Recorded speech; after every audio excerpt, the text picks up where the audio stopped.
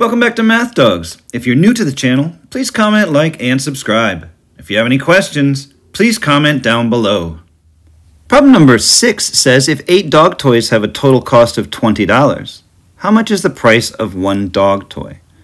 So this is basically a unit question. How much is it per unit? I want to know the cost of one.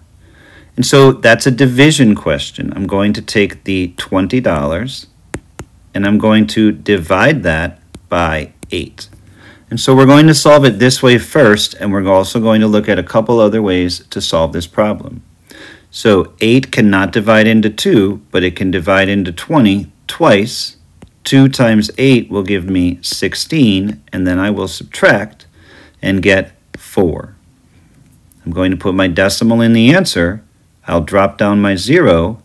Now I ask the question, how many times does 8 divide into 40? And that's 5 times.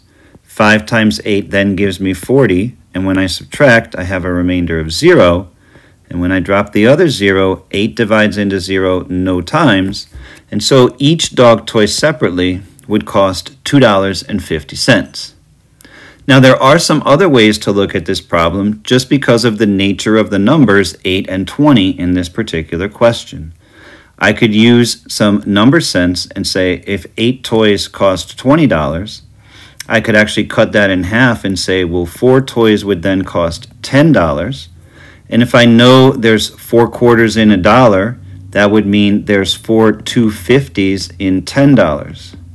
Or I could cut 4 in half and say 2 toys would cost $5. And if I know that there's 2 quarters in $5, then 1 toy must cost $2.50.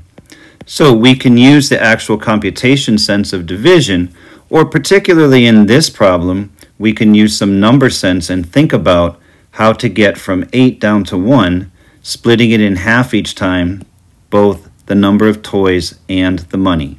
Either way, we know that each dog toy costs $2.50.